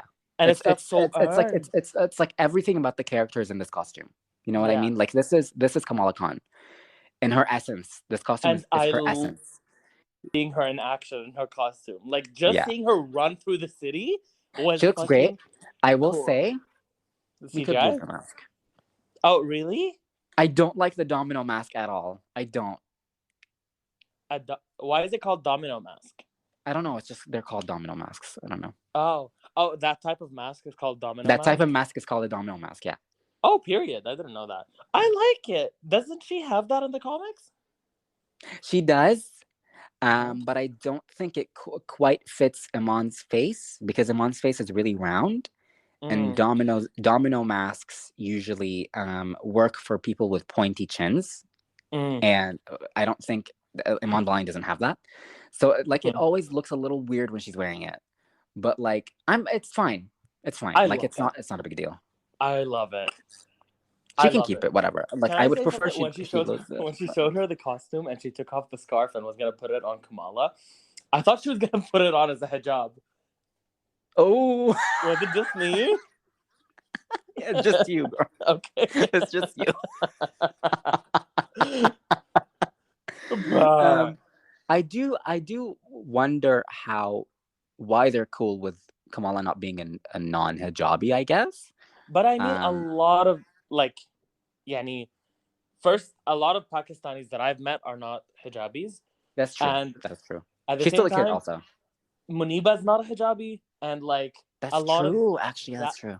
The aunties are not hijabis, so like okay, like yeah, they're a bit lenient on that. It's like very much that's true. I choice. guess in South Asian cultures, because Nakia isn't South Asian, right? She's Arab. No, I think she's Arab. Yeah, but like the name is not Arab. The name is not Arab at all. What the fuck does it mean? Nakia. I don't know. I can only think of a dirty meaning. Me too. You just had to say it. You just had to say it. I'm sorry. We were both thinking it, and we were like, let's just not say it. You just had to say it. I'm sorry. And also, I loved. Okay, no. Before I move on, I hope that we do get like a hijabi era, or actually, I don't know. Never mind. I don't. No, I don't think. Yeah, she was never a hijabi in the comics, and a lot of South Asian people are not hijabis. So, like, I feel like that representation is the most, like, like represent the South Asians properly. You know what I mean? So it's like it doesn't need to be hijabi, because most of the South Asians I've seen were not or are not. So like, yeah, you say it like that, but yeah, like I'm glad that there was like Taisha was also a hijabi. Yes, which right? I loved. I loved her. I love her too. I wish she got more like she's so sweet. I wish she had like more screen time. Me too. So, and I love that when they were doing the wedding dance, which I love, by the way, they had her like little they like cut to, because it's like a conjoint thing between like a South Asian community and a Black community, and they kept cutting to like Black people in the audience like twirling with the music, and I was like, that's so cute. That's so cute.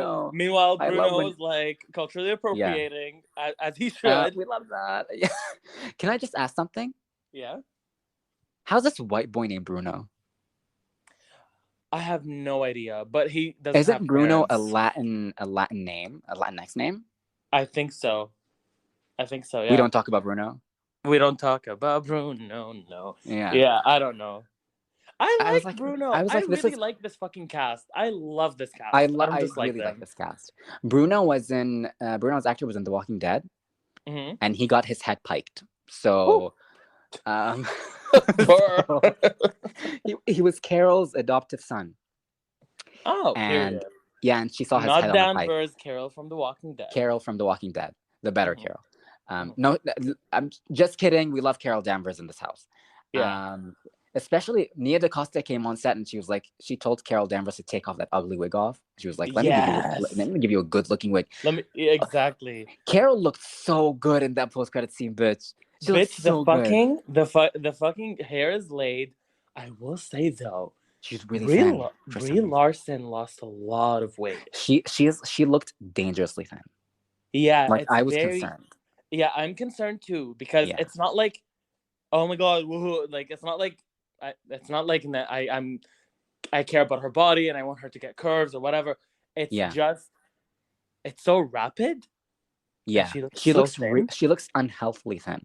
Yeah, and it's also like an issue because Miss Marvel is supposed to be muscular, or Captain Marvel, and she looks muscular in the first movie. I don't know why they put her through this regime of her like losing this crazy amount of weight. I don't understand that. She looks really thin. And she looks muscular in the post credits of Shang-Chi as well. Yeah.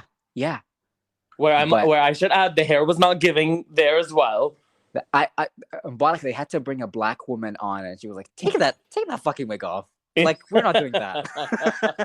I'm excited for Monica because this movie is directed by a black woman. I just know. Listen, we're gonna talk about the wigs are gonna kill it. The wigs are gonna be perfect. I want to give the Marvels its own section. We'll talk about it later. But but yeah. Any other thoughts about Miss Marvel before we talk about? I love Nakia. I love Nakia. I love Nakia. Oh, okay. So wait, we're saving the for a little bit. Yeah, just like final thoughts, and we're going to talk about the big thing. Okay, loved the show so much. Had a lot of heart. I wish that the clandestines were more fine-tuned. That's number one. Number two, I wish they weren't a part of it, honestly. Yeah, that too. Number two, I really want this to get a second season. I feel like Kamala Khan is the perfect character for a TV show to just keep going. Like, I feel like I have no idea what they're going to do with her after the Marvels. I feel like, unfortunately, even if that was the plan, the show's bombing. So, unfortunately, I don't think we're going to get a second season. Which is really sad. Really, really sad. But I feel like they could do a lot with her. I mean, we've seen the cruise ship videos. She could join the main Avengers team. That's true, but I want her to be a headliner, the main character again. Yeah. Me too. It's heartbreaking that she's never going to be the headliner ever again. Really heartbreaking. We don't know that probably not. That's probably not. I mean, Iman Vellani has such star power. Like, they're not going to do that to her. Crazy star power. Her first acting role. Crazy. That's so crazy to me. I mean, you could see it. You could kind of see it, but it makes it a little bit more endearing. Yeah, and the scenes where she has to get emotional, especially with Kamran and Najma. It's like, oh, girl, you do not know how to cry. Was not giving. Especially because the Kamran actor, like, he doesn't know how to act that much too. At least Najma delivers emotion, okay, honey? Yeah. Najma, listen, props to her. Every time she was on screen, she was gobbling it up. It was tens across the board. All of it. The performance, the emotion, everything, the looks. Yeah. And it's like, part of me wishes they didn't kill her off because I want to see that actress again. Yeah, me too. You know what I mean? Me too. So that's such a bummer. But yeah, like, Iman Vellani, as good as she is, like, and the scenes where she had to cry, she wasn't giving, but like, first acting gig, incredible. You know what I mean? Yeah. Like, crazy. Haley Steinfeld. Yeah. No shade. Don't come for me. Haley Steinfeld has been acting for God knows how long, and Iman Vellani eats her up. Khalifa, Xochitl Gomez ate up Haley Steinfeld. I'm so sorry. Oh, whoa. Okay. Let's calm down. Let's turn it down a notch. Khalifa, putting Haley Steinfeld and, like, making her share scenes with Florence Pugh, like, you're setting the girl up. They did her dirty. They set her up. They set her up so bad. As they should. Oh my God, remember that episode of Hawkeye where we were like, oh my God, Yelena just came and saved the fucking show. Yeah. This is bad. Like, how is this character from Black Widow saving this Hawkeye show? Exactly. Crazy. I don't have more thoughts on Ms. Marvel. I just want to say, I really don't want her to go cosmic. I feel like it's two things. I feel like it's way too early for a Ms. Marvel show. I feel like Captain Marvel needed a little, like, at least one more movie before we got a fangirl of her. Yeah. And I will say, in the show, they really downplay the fangirl aspect. Okay, I did feel that. Other than the room, It other was than the set. downplayed.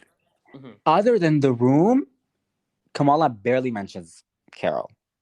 Yeah, she's mostly an Avengers fan, but Carol is her favorite. But like Carol's like the highlight. Carol's her favorite, but she's like an Avengers fan. She's a superhero fan. Whereas in the comics, she's like, Carol is my god. Yeah. Like Carol, I want to be Carol Danvers. Whereas I never got that vibe from the show. So I wonder how they'll handle that in the Marvels. Are they going to treat it like, because again, Marvel's not written by the same people.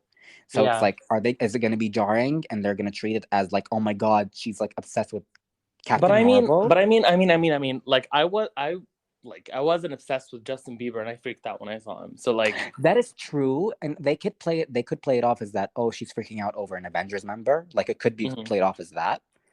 But I'm just not ready for Kate Bishop again. Like, you're Hawkeye. Let's. Let me stay silent. I don't want to get in trouble. I do not want to get in trouble. Yeah, the last time we talked shit about Haley Steinfeld, the pod like went crazy, combusted. Yeah. I started coughing. Yeah. It's crazy. But I feel like one, it's too early for Ms. Marvel. Two, it's too early for her to meet Carol. Carol. I'm sorry, I ate that word up.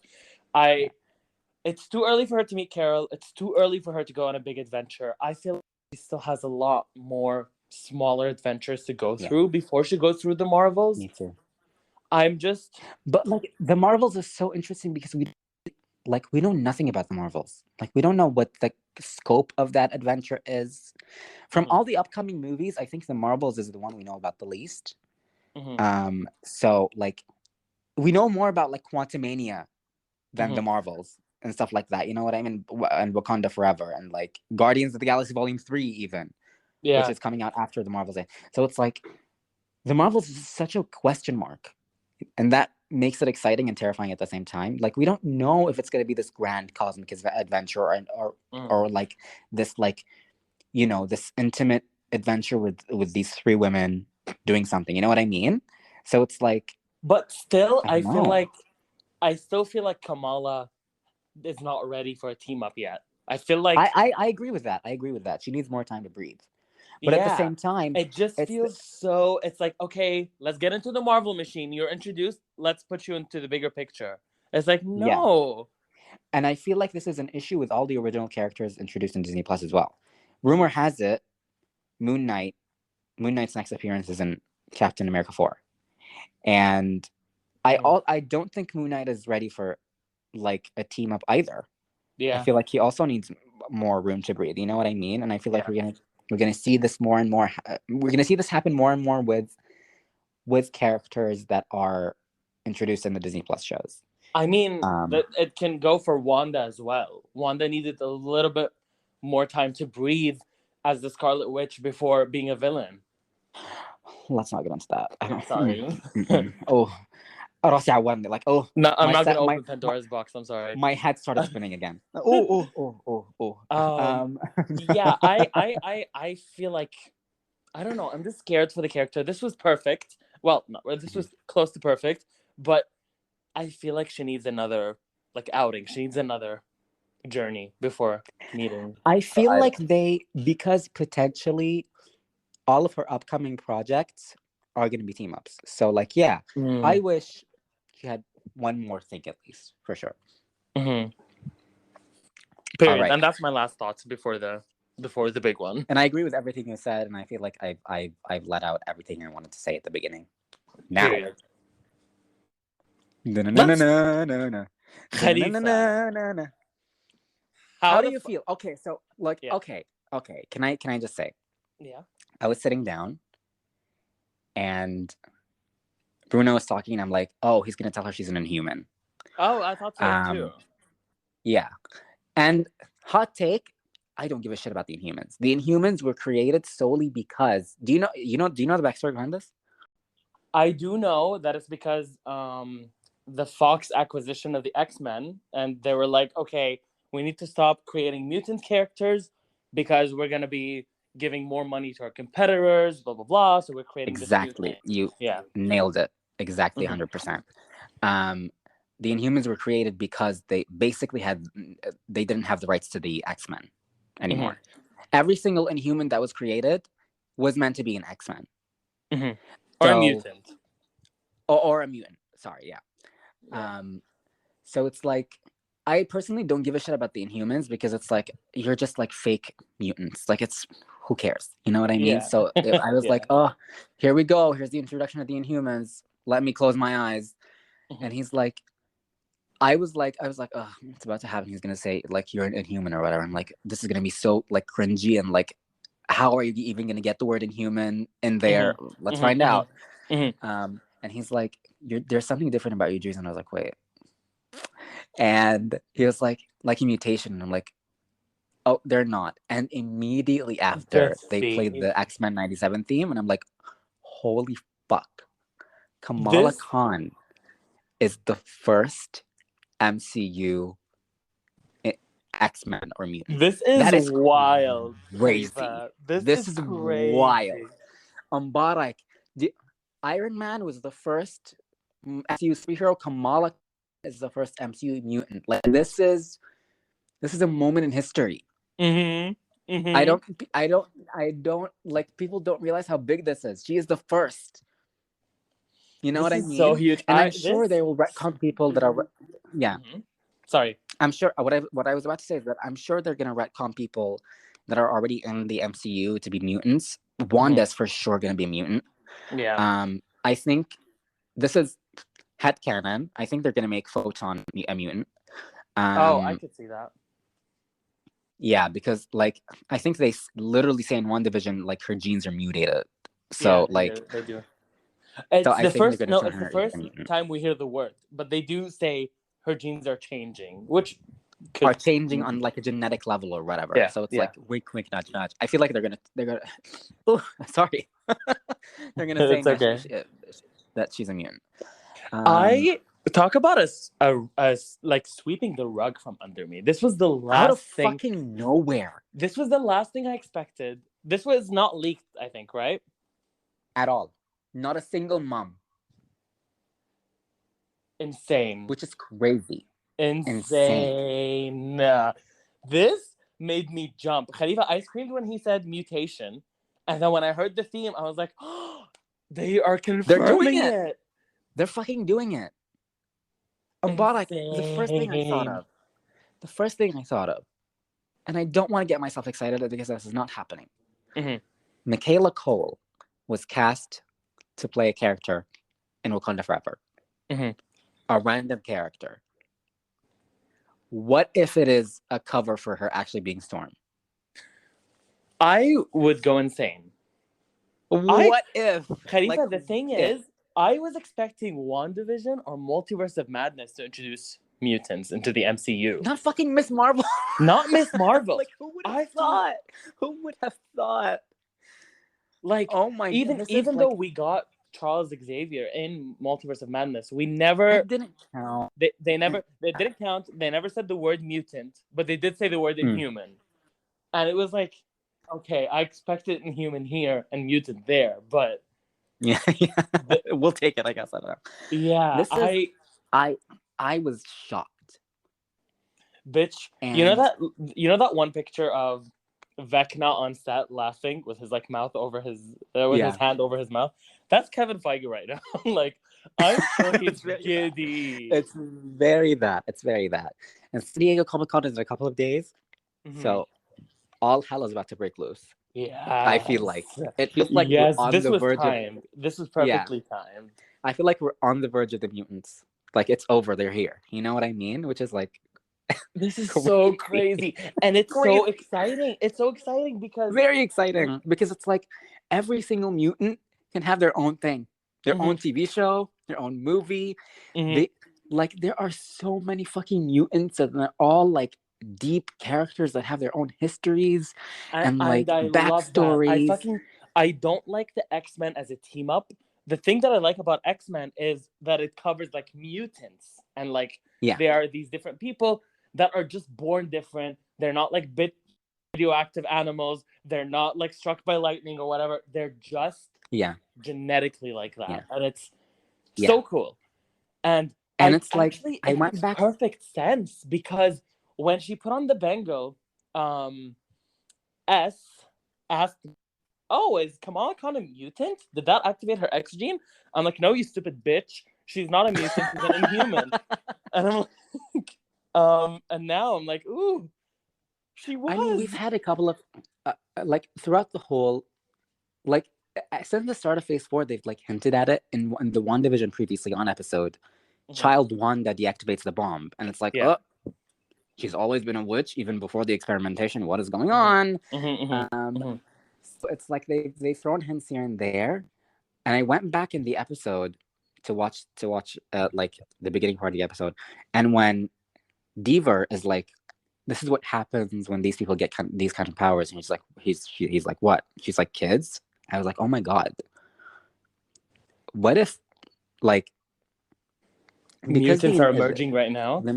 Yeah, but like, what? Not because of that, but like, what if that was thrown in there? Because like, the entirety of mutants and how the government treats them or whatever is an allegory for race. Like the entire thing is just one giant allegory about them. Well, it's racism and homophobia and stuff like that, yeah, and everything, like oppression in general. You know what I mean? So it's like of people oppressing other people, basically.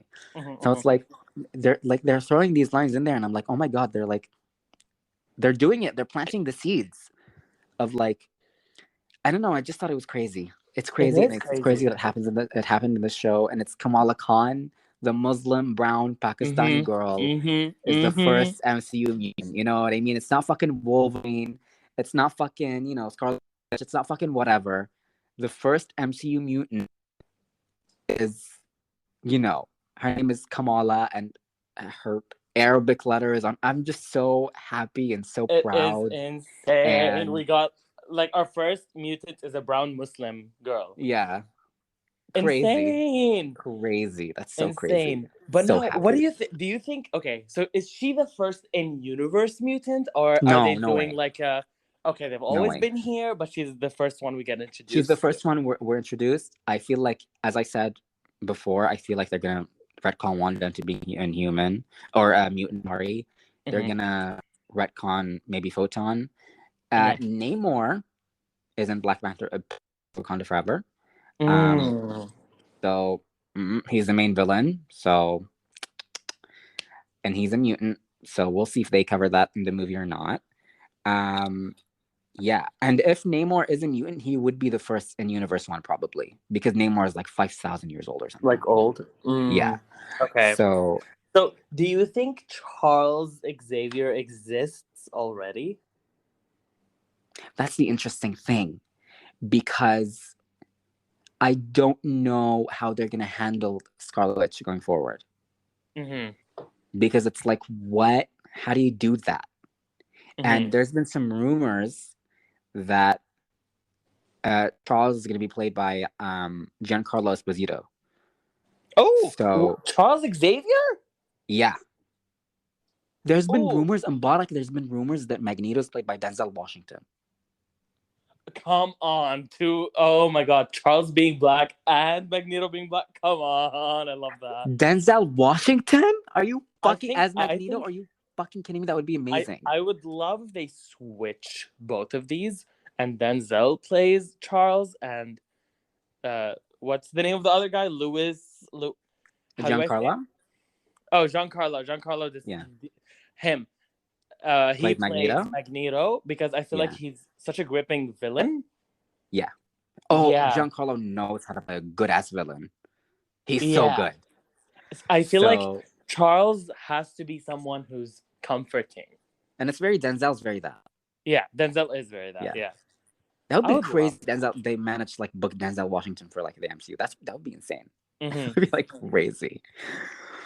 But so if they do that, how the Scarlet Witch is an even more interesting position because Wanda's white.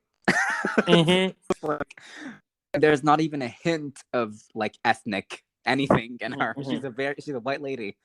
Yeah. Well, she is Sokovian, but she's whitewashed now, so she's spicy white, basically. It's quote unquote Sokovian, but like she's ethnic in the comics, but like she's Elizabeth Olsen is a white person, not a white person, a white person with an at the beginning. Elizabeth Olsen is very white.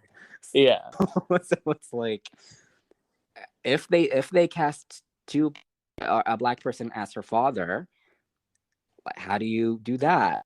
You know what I mean? So I wonder what they're gonna do with the Scarlet Witch going forward.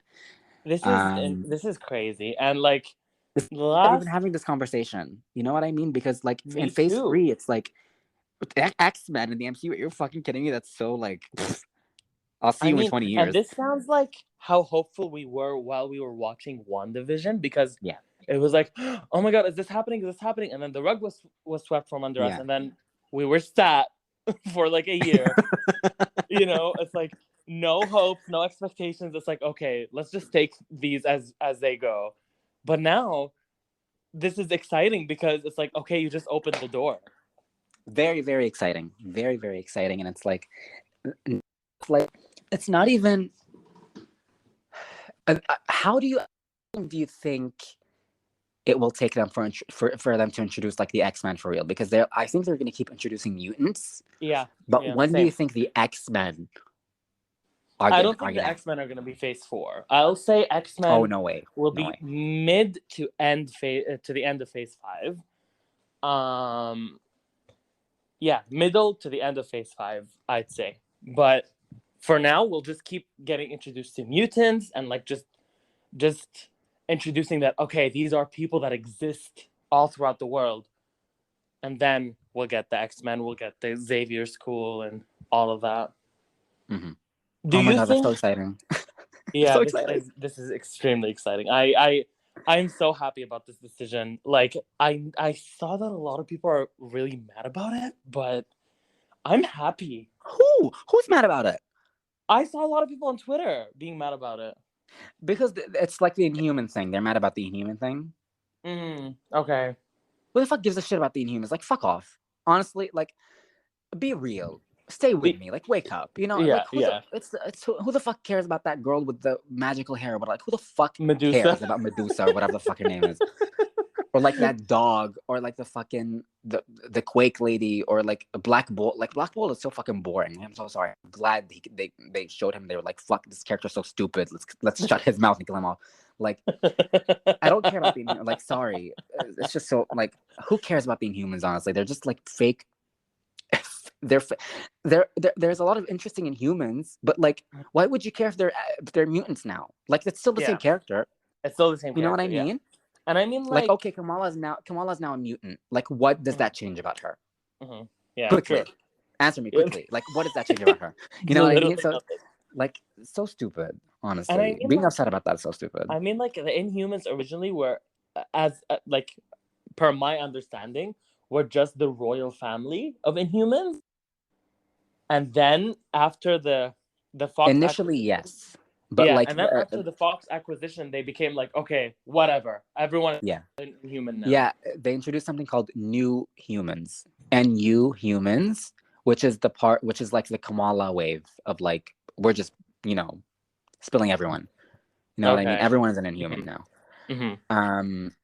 Any more thoughts about the of it all? I'm so happy about it. I love it. That's it. I love it, and I'm so happy about it. And I'm definitely shocked. It was the last thing that I expected. It was very surprising, and not a single mum, not a single leak, not a single rumor. It did though feel like this was filmed like literally last week, Khalifa. Like, it does feel that way. But like everything after the shot of her sitting on the lamppost was extra. Yeah. The lamppost, and it doesn't even make any sense, because that scene in universe does not make any sense. Mm-hmm. Because during the rooftop scene with her dad, Bruno puts a letter in Kamala's locker. Yeah, exactly. And it's like, they don't talk about it at all. At all, yeah. And they just and it's like, wow, you literally filmed this right now.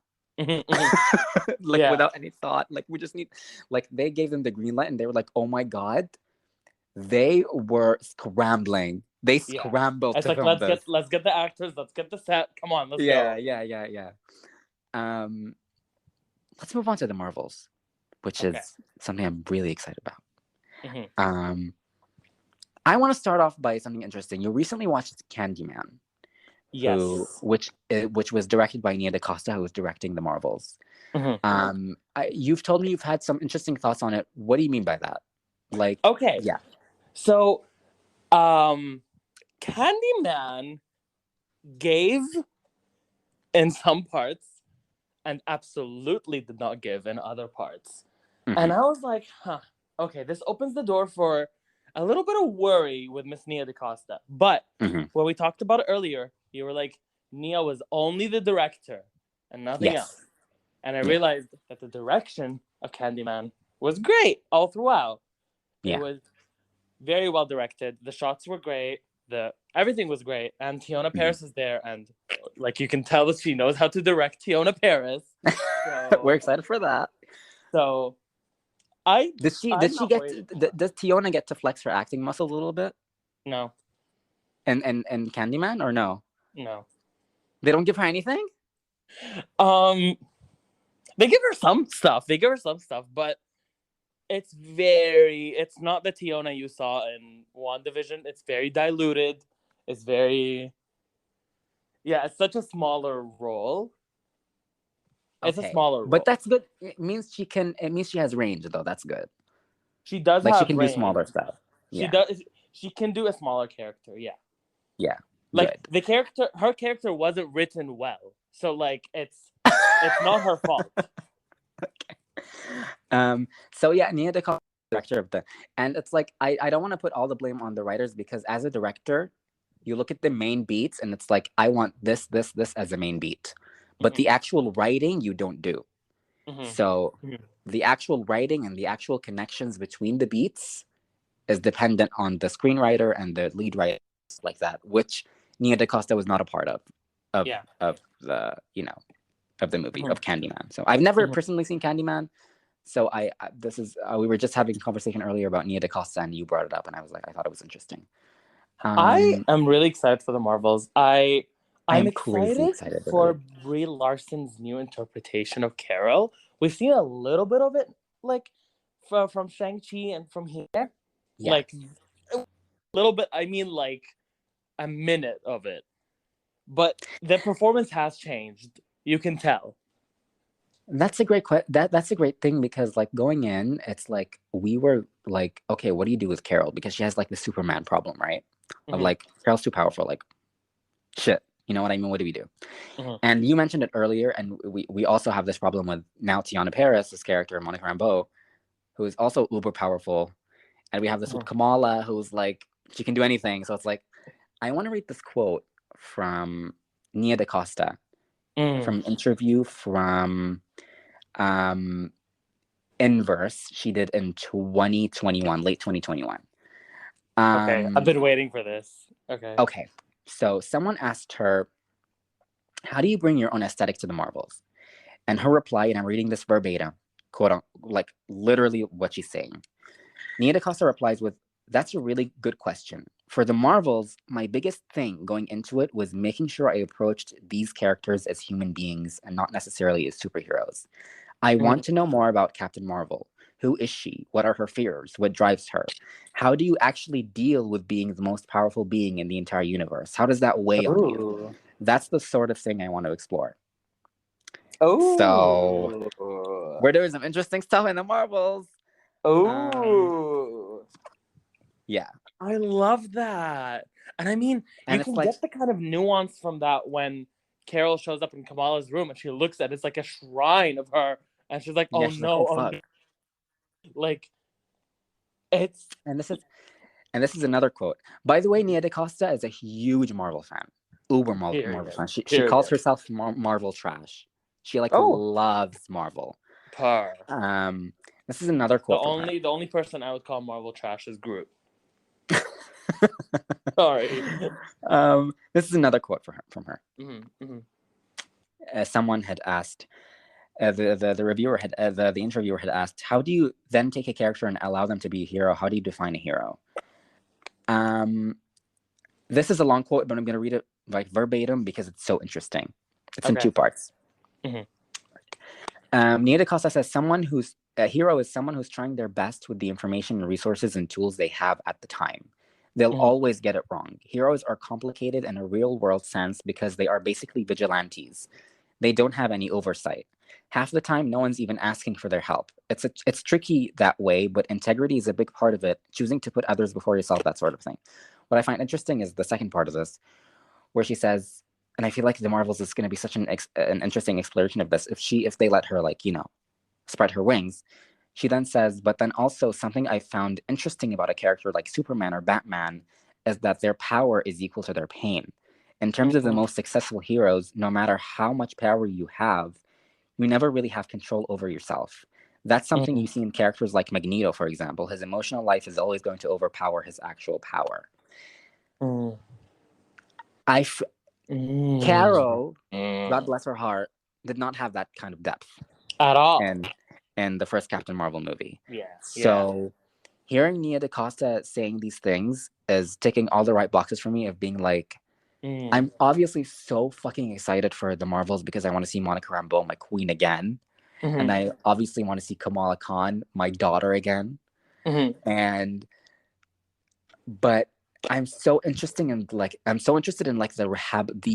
rehabilitation of Carol's character and the transformation of Carol's character, and like Nia DaCosta saying all the right things. Like I'm excited. That really excites me, especially because like I'm in the minority with you. I like Captain Marvel, and I don't hate Carol. I liked the movie. I still think that she's just not a person. She's a character. She's Superman. You know, she can do it all. So it's nice that it sounds like we're finally getting something. And yeah, Brie Larson did not sound as lifeless as she did in Captain Marvel. Yeah. And the Shang-Chi post-credit scene and in the Shang-Chi post-credit scene and in the Miss Marvel post-credit scene, like she had more personality than the entirety of Captain Marvel. Absolutely. So it's like there's some sort of rehab going on there. I will say, I'm happy about. I'm really happy about. I will say, like, the Marvels is now currently this is a bad thing for expectations. Yeah. But the Marvels is currently my most anticipated piece of media.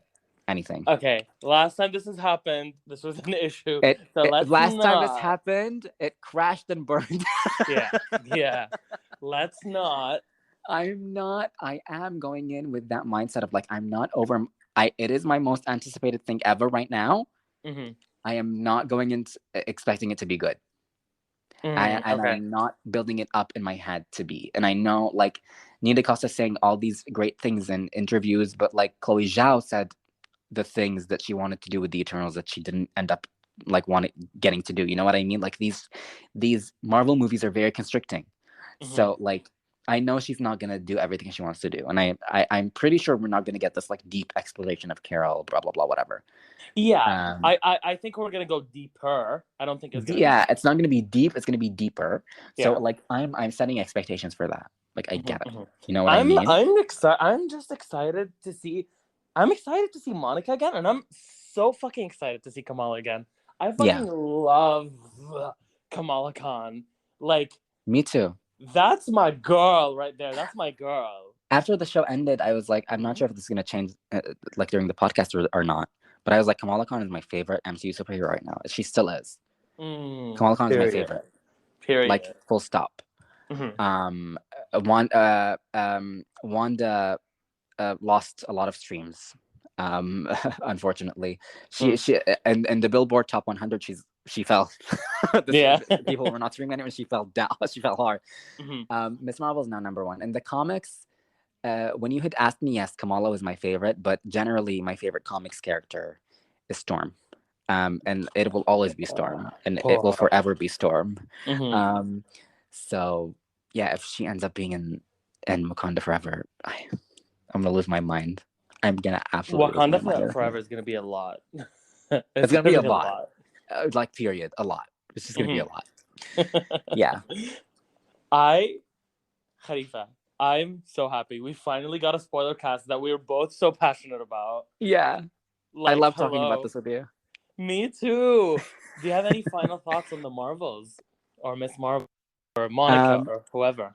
The Marvels I'm really excited for. Miss Marvel, great show. Wish the clandestine weren't a part of it, but like it like I loved every minute of it. I can't say otherwise. I loved every minute of Miss Marvel.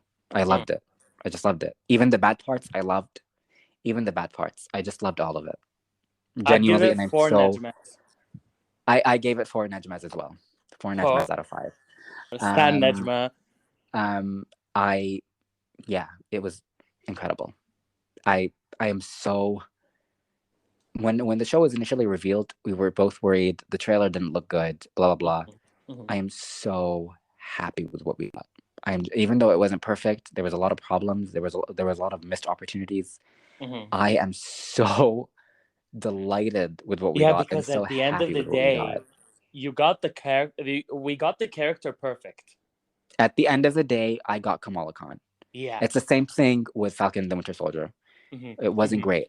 It wasn't like it wasn't perfect. Like a lot of it was bad. But at the end of the day, you got Captain America. I got Sam Wilson as my Captain America now, and I care about him.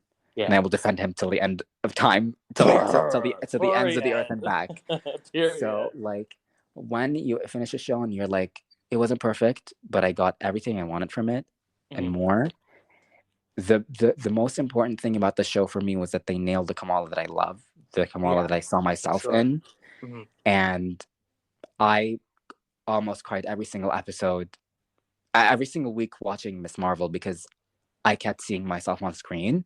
And that to me means the world more than whatever, like more than like bad villains or whatever. You know what I mean? That's the most important. Of course. Totally. I'm really going to miss this show. I'm really going to miss it. I'm already missing it. I already miss it. Yeah. Me too. But we must move on in this big Marvel machine.